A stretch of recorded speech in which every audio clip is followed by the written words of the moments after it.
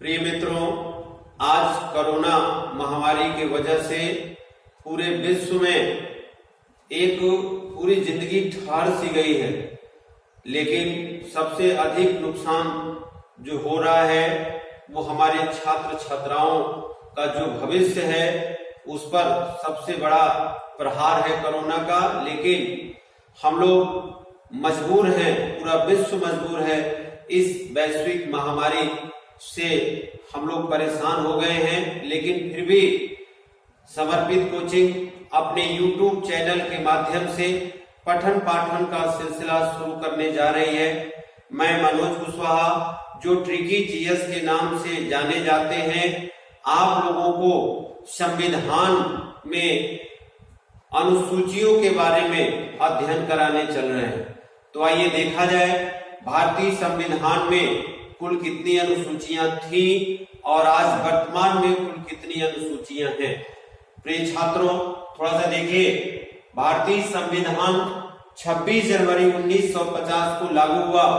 उस समय भारतीय संविधान में अनुसूचियों की संख्या 8 थी, लेकिन आवश्यकता आविष्कार की जननी है। जैसे जैसे आवश्यकता बढ़ती गई वैसे वैसे अनुसूचियों की संख्या में बढ़ोतरी होती गई। मेरे मित्रों, आवश्यकता आविष्कार की जननी है, इसलिए 4 अनुसूचियों की आवश्यकता और पड़ी और टोटल अनुसूचियों की संख्या वर्तमान में हो गई 12। तो आइए एक एक अनुसूचियों की संख्या को देखते हैं। कौन सी अनुसूची कब जोड़ी गई है वो हम आपको चर्चा करेंगे। आइए देखते हैं अनुसूची 1। सबसे बड़ी समस्या क्या होती है कि हम लोग जीएस एक ऐसा सब्जेक्ट है कि इसमें बहुत से पार्ट्स हैं। जैसे संविधान हम पढ़ाने चल रहे हैं, आपको अनुसूची पढ़ाएंगे, अभी राष्ट्रपति पढ़ाएंगे, संसद पढ़ाएंगे। आप अनुसूची याद करोगे फिर राष्ट्रपति भूल जाओगे। लेकिन मैं आपको विश्वास दिलाता हूं, क्योंकि आप लाइन में जो हमारे बच्चे हमसे पढ़े हैं वो सारे बच्चे हमको जानते हैं और उन्हें कहीं से कोई भी दिक्कत नहीं आती। लेकिन जो बच्चे हमसे नहीं पढ़े हैं, जीएस को रटते हैं, रटने की वजह से उनके सामने समस्या आती है। तो आइए उस समस्या को हम लोग दूर करते हैं। ट्रिक क्या है ये आपको आज पता चलेगा। अभी तक मैं ऑफलाइन पढ़ाता रहा, क्योंकि सुबह 7 बजे से लेके शाम को 7:30 बजे तक क्लास रहता था। लेकिन कोरोना की वजह से आज हम लोग खाली बैठे हैं, इसलिए अपने छात्रों के हितों को ध्यान में रखते हुए हम आज से पठन पाठन शुरू करने चल रहे हैं। तो आइए देखिए संविधान की अनुसूची 1।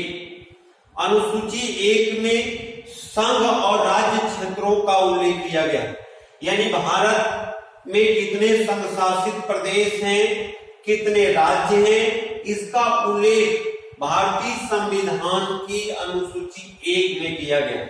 आपको जैसे जानकारी है कि पहले संघ शासित यानी केंद्र शासित प्रदेशों की संख्या 7 थी, लेकिन जब जम्मू कश्मीर से अनुच्छेद 370 को समाप्त किया गया तो उस राज्य में 2 केंद्र शासित प्रदेश का निर्माण किया गया।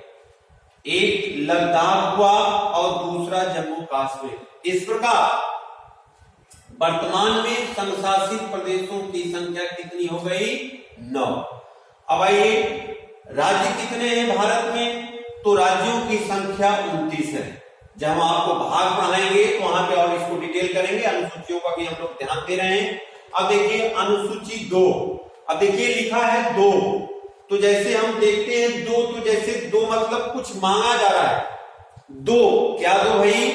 तो जितने भी संवैधानिक पदाधिकारी हैं वो जब काम करते हैं तो कहते हैं हमको वेतन दो, वेतन दो, और कहीं यदि जाते हैं तो कहते हैं हमको भत्ता दो, और रिटायर हो जाते हैं तो कहते हैं हमको पेंशन दो। अर्थात वेतन दो, भत्ता दो और पेंशन दो। 2 बोले तो अनुसूची 2 में सभी संवैधानिक पदाधिकारियों के वेतन के बारे में, भत्ता के बारे में, पेंशन के बारे में उल्लेख किया गया। जैसे राष्ट्रपति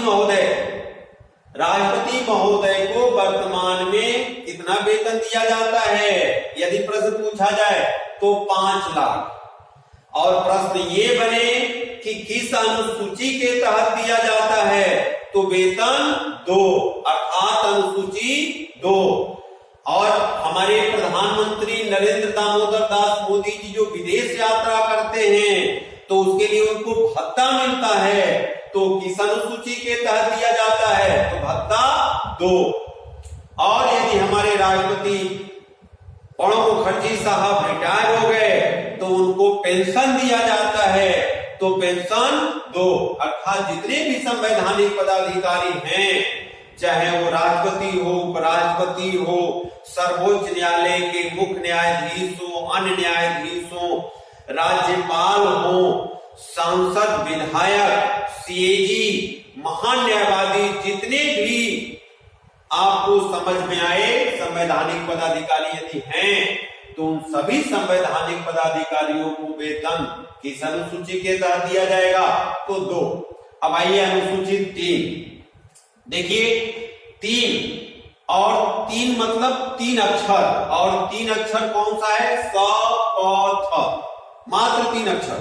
तो शपथ अर्थात जितने भी संवैधानिक पदाधिकारी हैं भारतीय संविधान में, चाहे वो राष्ट्रपति महोदय हो, उपराष्ट्रपति महोदय हो, प्रधानमंत्री हो, मंत्रिपरिषद के सदस्य हो, लोकसभा, राज्यसभा, राज्यपाल, मुख्यमंत्री, चीफ जस्टिस, सुप्रीम कोर्ट, अन्य न्याय, मतलब जितने भी आपको जानकारी में संवैधानिक पदाधिकारी हैं, उन सभी संवैधानिक पदाधिकारियों को वेतन शपथ किस अनुसूची के तहत दिलाई जाती है, अनुसूची 3। लेकिन थोड़ा सा ध्यान दिया जाए, यदि आपसे प्रश्न पूछा जाए कि किस अनुच्छेद के तहत राष्ट्रपति महोदय को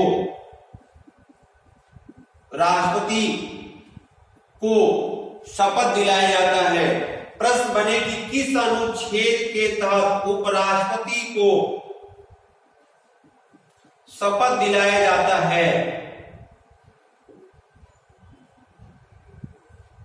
तो थोड़ा ध्यान दिया जाए।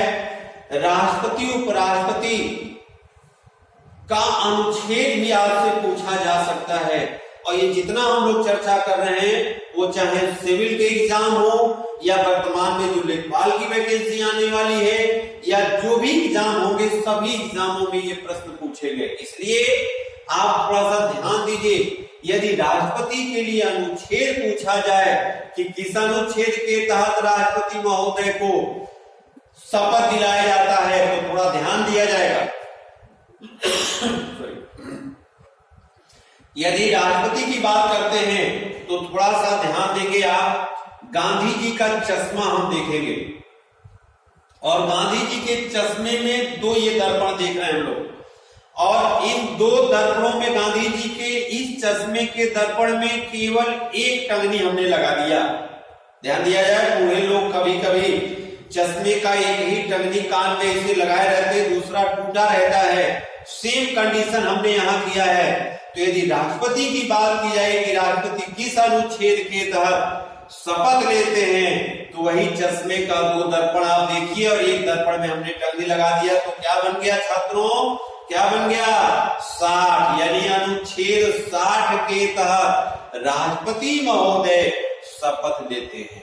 लेकिन यदि बात की जाए उपराष्ट्रपति की, तो थोड़ा ध्यान दिया जाए, यहाँ पर हमने एक में टंगनी लगा दिया, 2 जीरो यहाँ बना दिया, या 2 चश्मे का हमने ऐसे बना दिया, एक में तो पहले से लगा था और दूसरे में फिर हमने नीचे लगा दिया, तो मित्रों क्या बन गया, ये 69 अर्थात अनुच्छेद 69 के तहत उपराष्ट्रपति शपथ लेते।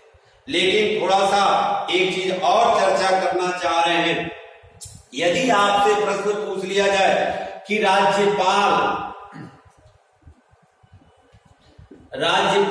किस अनुच्छेद के तहत शपथ लेते हैं, मित्रों ध्यान दीजिएगा, सारा आर्टिकल मैं आपको एक एक आर्टिकल याद करा दूंगा, एक एक अनुच्छेद कभी जीवन में आप भूलेंगे नहीं। इसीलिए बच्चे हमें ट्रिकी जीएस के नाम से जानते हैं।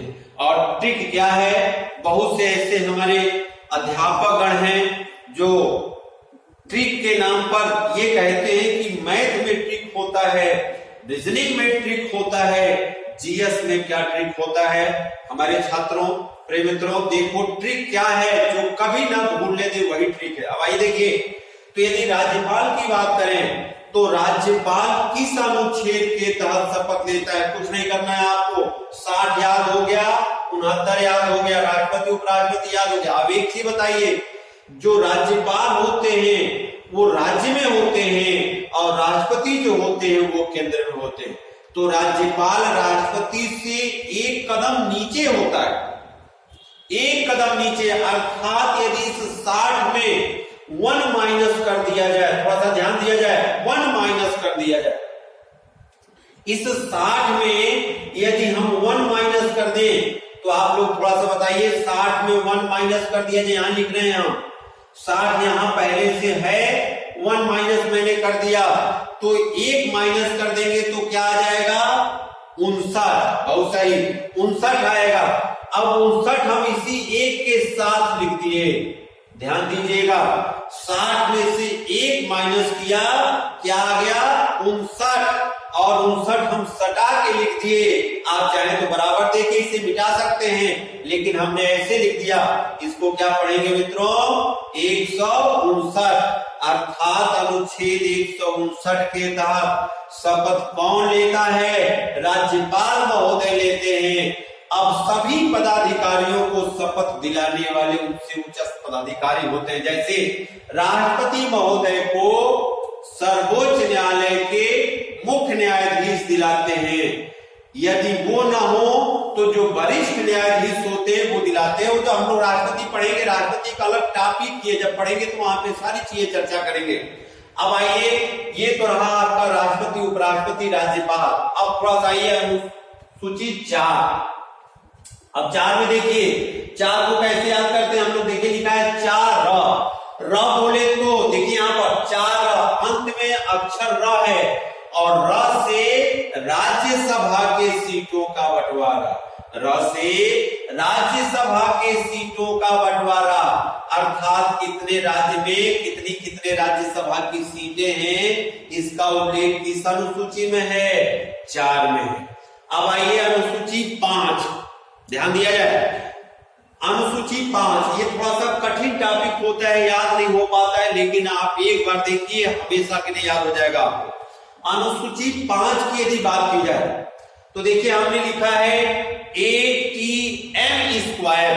जैसे हम लोग ATM कार्ड रखते हैं और इस ATM कार्ड से पैसा निकालते हैं, इस ATM कार्ड से राज्य निकलेगा। देखिए कैसे निकल रहा है, ATM स्क्वायर राज्यों को छोड़कर बाकी सभी राज्यों में, अब A से असम, T से त्रिपुरा, M स्क्वायर मतलब डबल M, मिजोरम और मेघालय, राज्यों को छोड़कर बाकी सभी राज्यों के अनुसूचित क्षेत्रों का प्रशासन किस प्रकार किया जाएगा, इसका उल्लेख अनुसूची 5 में दिया जाएगा, ध्यान दिया गया है। अनुसूचित क्षेत्र मतलब अनुसूचित जात जनजाति जिन क्षेत्रों में रहते हैं उनका प्रशासन किस तरह से किया जाएगा, इसका उल्लेख अनुसूची 5 में है। लेकिन अनुसूची 6 में क्या है, थोड़ा ध्यान दिया जाए। अनुसूची 6 कहता है कि ATM स्क्वायर अर्थात असम, त्रिपुरा, मेघालय और मिजोरम, इन 4 राज्यों में जो अनुसूचित जनजाति हैं उनका प्रशासन किस प्रकार किया जाएगा, इसका उल्लेख अनुसूची 6 में दिया गया है।